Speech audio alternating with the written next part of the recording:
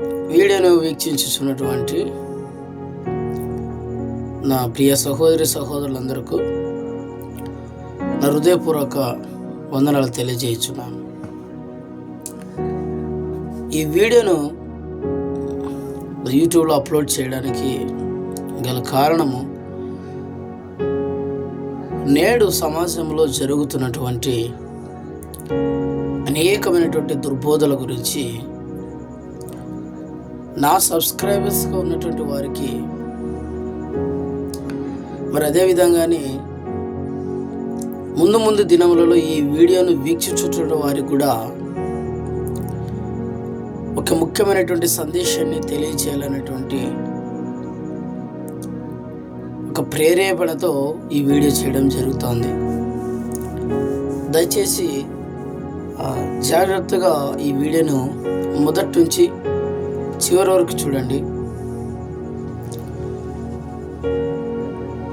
అనేకులు ఈ వీడియోను చూసి మరి యొక్క మనోనేత్రములు తెరవబడి సత్యవాక్యంలో చివరి వరకు నిలిచిండులాగున దయచేసి మీ స్నేహితులకు ఈ వీడియోను షేర్ చేయవలసిందిగా ప్రభు పేరిట మిమ్మల్ని కోరుకొనుచున్నాను. నేను చెప్పాలనుకున్నటువంటి కొన్ని మాటలని ఒక వచనాన్ని చూపించి నేను ముందుకు వెళ్ళాలని ఆశ కలిగి ఉన్నాను. చూడండి, మత్తయి సువార్త 24వ అధ్యాయము 11వ వచనం. అనేకులైన అబద్ధ ప్రవక్తలు వచ్చి పలువురిని మోసపరిచెదరు. అనేకులైనటువంటి అబద్ధ ప్రవక్తలు వచ్చి పలువురిని మోసపరిచెదరు. నా ప్రియ సహోదరులారా, జాగ్రత్తగా ఏకాగ్రతతో నా యొక్క మాటలు వినవలసిందిగా మరొకసారి ప్రభు పేరిట మిమ్మల్ని కోరుకుంటున్నాను. ఏంటి అంటే, నువ్వైనా నేనైనా యేసుక్రీస్తుని నమ్ముకున్నాము అంటే ఒకటే రీజన్ ఏంటి? ఆయన దేవుడు.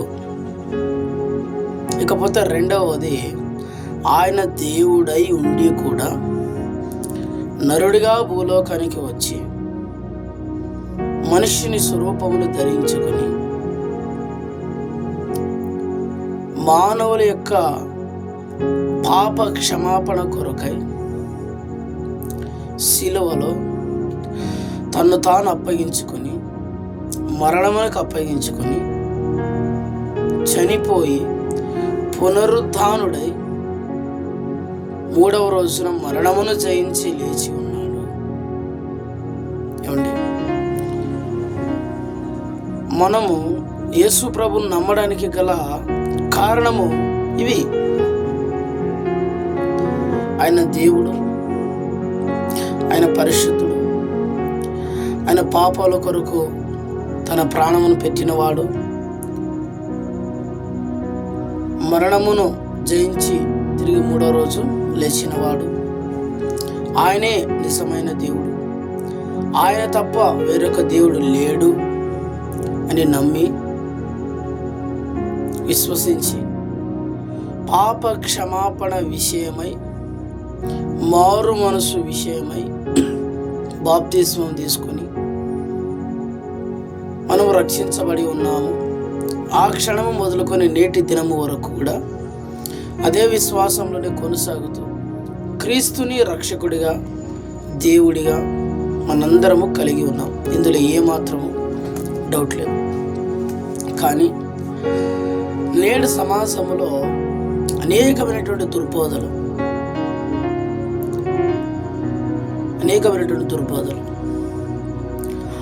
ఒక సేవకుడు ఇంకొక సేవకుడిని నువ్వు చెప్పే వాక్యం తప్పు అంటాడు.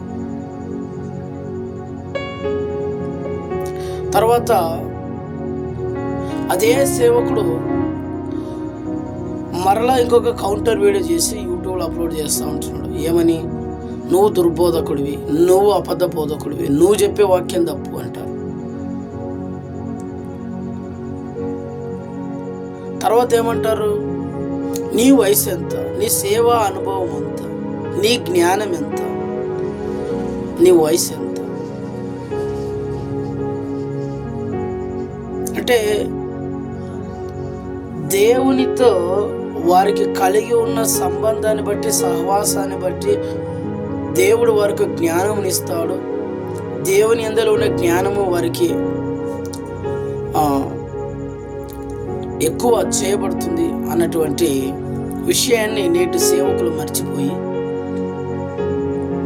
దేవునితో సహవాసంలో మనం ఉన్నామా లేమా, వాక్యానుసారంగా మేము ఉన్నామా లేమా, మా ప్రార్థన జీవితం సరైన విధంగా ఉందా లేదా, ఆత్మీయ జీవితం సరైన విధంగా ఉందా లేదా, వీటన్నిటిని పక్కన పెట్టేసి కేవలము పెద్ద మినిస్ట్రీకి సంబంధించిన వ్యక్తిని నేను,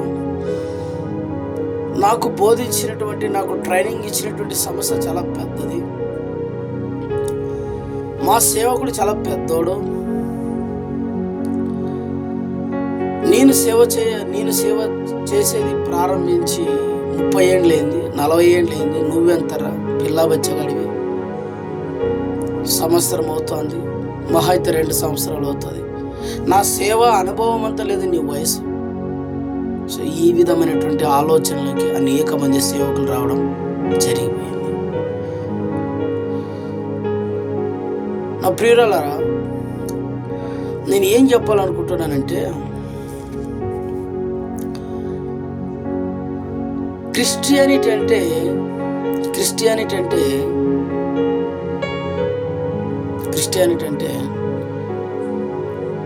వయసుతో కూడుకున్నది కాదు.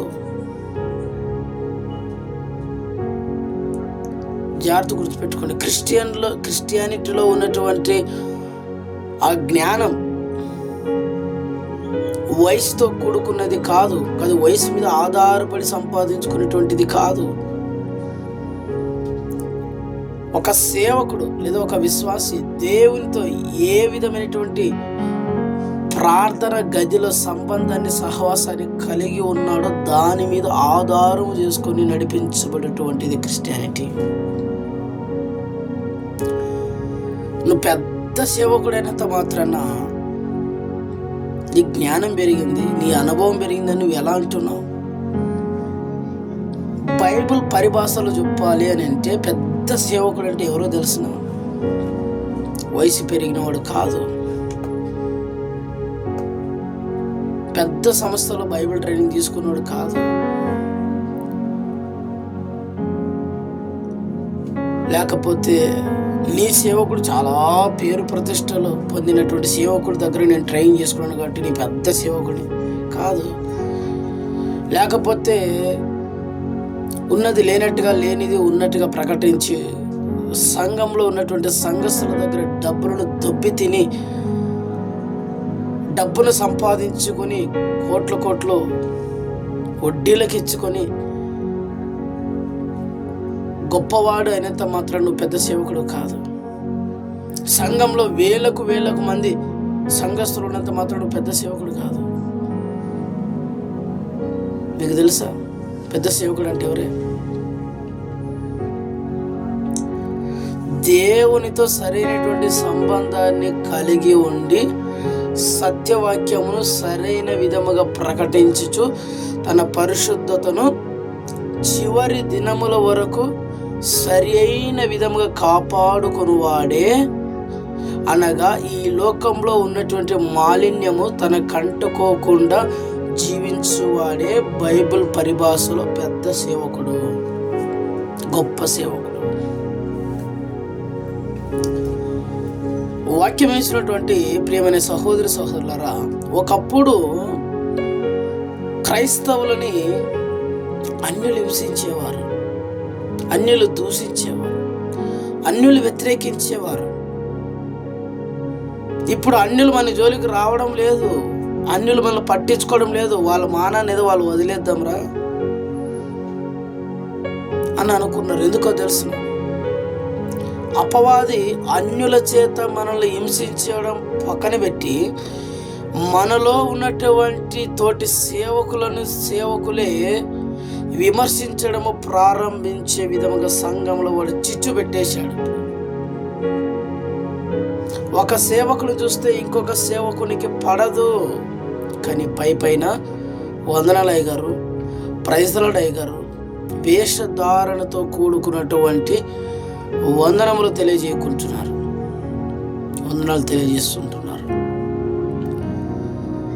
ఎవడో అన్యుడు వచ్చి నువ్వు సువార్త ప్రకటిస్తే నేను తిట్టాల్సిన అవసరంలా,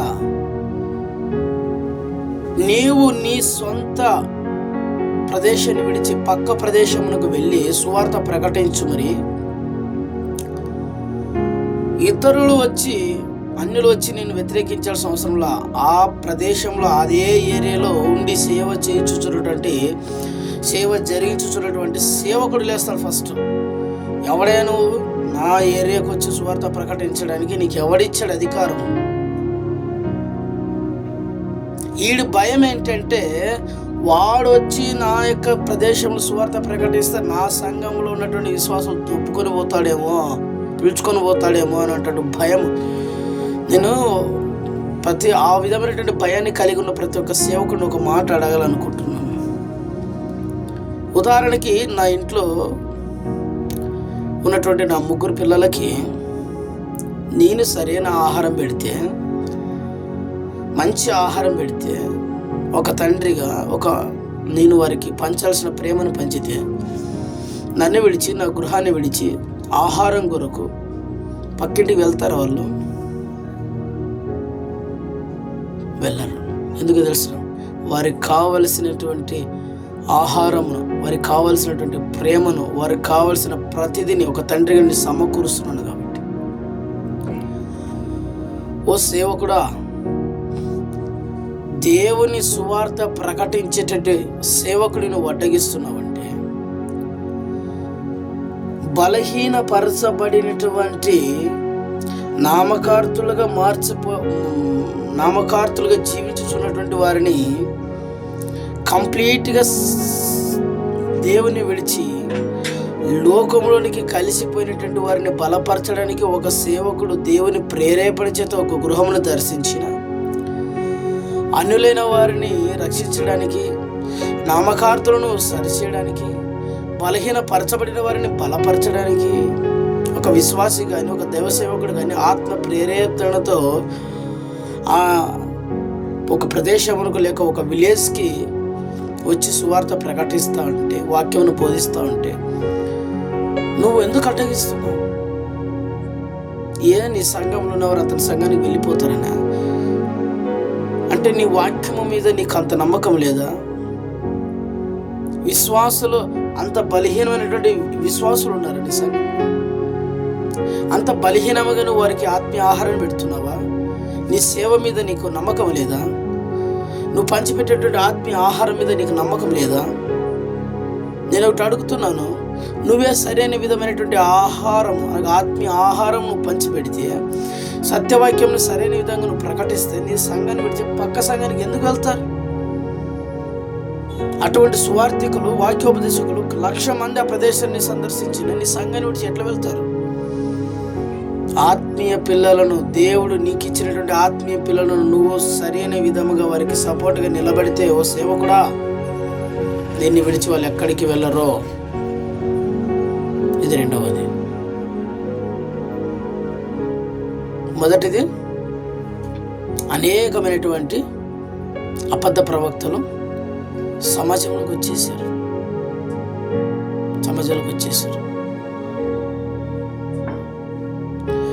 నేను ఎందుకు ఈ మాటలు మీకు ఈరోజు అత్యవసరంగా ఈ వీడియోను యూట్యూబ్లో అప్లోడ్ చేయాలని అనుకుంటున్నానంటే,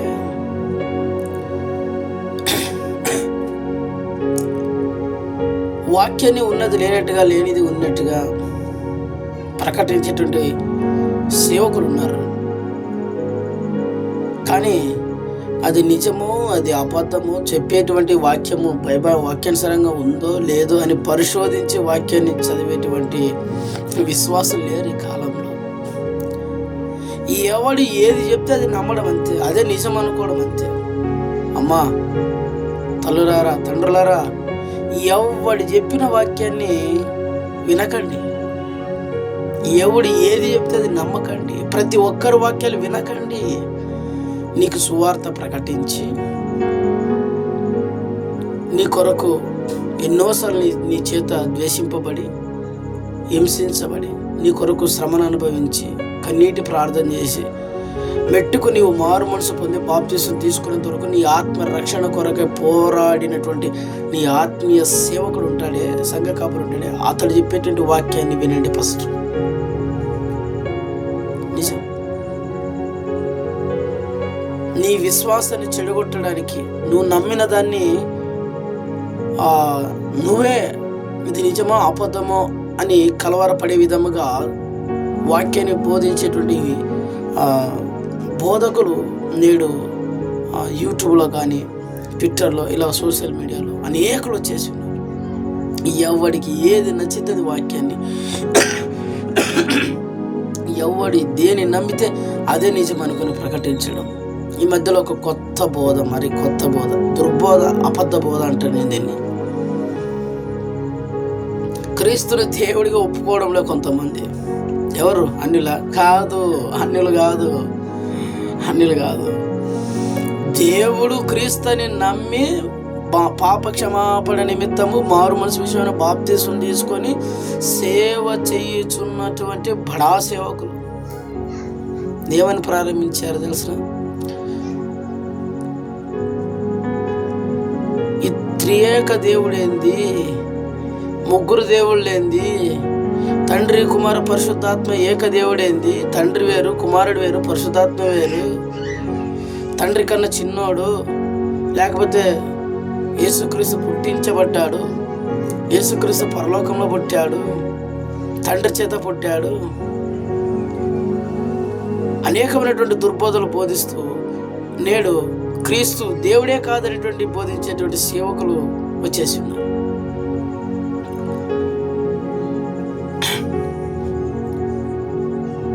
ఒక్కో నెలకి ఒక్కో కొత్త బోధ, ఒక్కో నెలకు ఒక్కో కొత్త బోధ.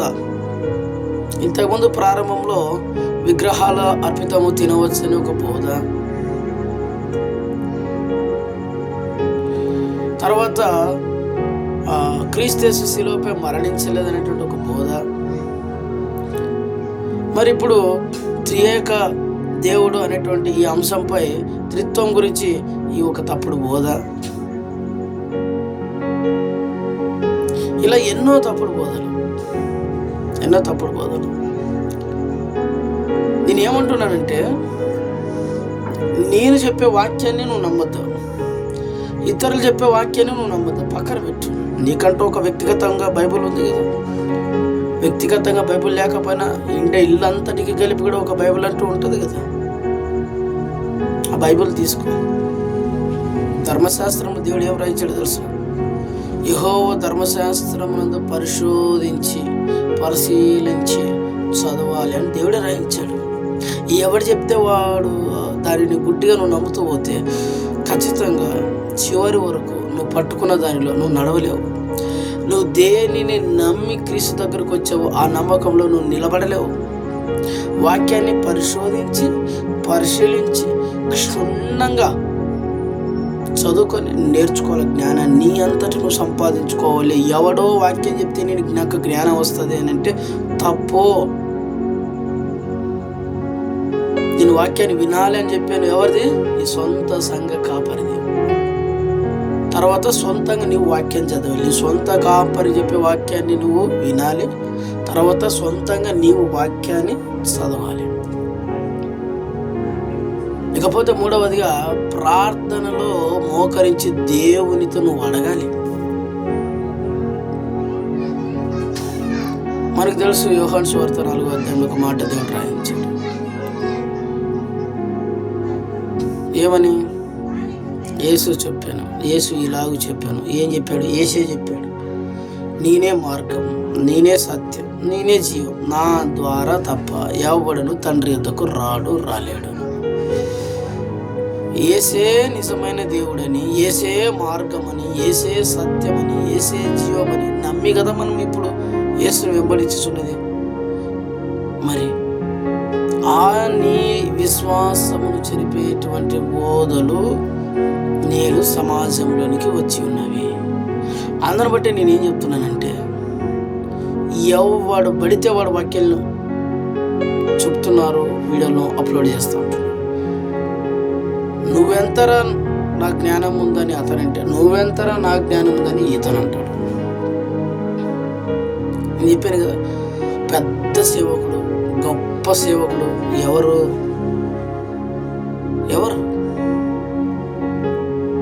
వాక్యమును సరైన విధంగా ప్రకటించేవాడు, సత్యాన్ని ప్రకటించేవాడు, పరిశుద్ధతను ఒక జీవితాన్ని కలిగి జీవించేటువంటి వాడు. వయసు, అనుభవం ఇది కాదు కావాల్సింది. బైబిల్ జ్ఞానం నీకు ఎంత మాత్రం తెలుసు, ఆ జ్ఞానాన్ని నువ్వు ఎలా ప్రకటిస్తున్నావు నేను వెంబడించేటువంటి ఆత్మీయ బిడ్డలకి. జాగ్రత్త సేవకులారా, రెండంతలమైనటువంటి కఠినమైనటువంటి శిక్ష మనకున్నది. నువ్వేం బోధిస్తున్నావు, నువ్వు ఎలా జీవిస్తున్నావు. బోధించేది ఒకటి, జీవించేది ఒకటి. కాబట్టి దయచేసి వీక్షకులారా, ఈ చివరి దినాల్లో భయంకరమైనటువంటి ఉపదేశంలో సమాజంలోకి వచ్చేస్తున్నవి, హల్చల్ చేస్తున్నవి.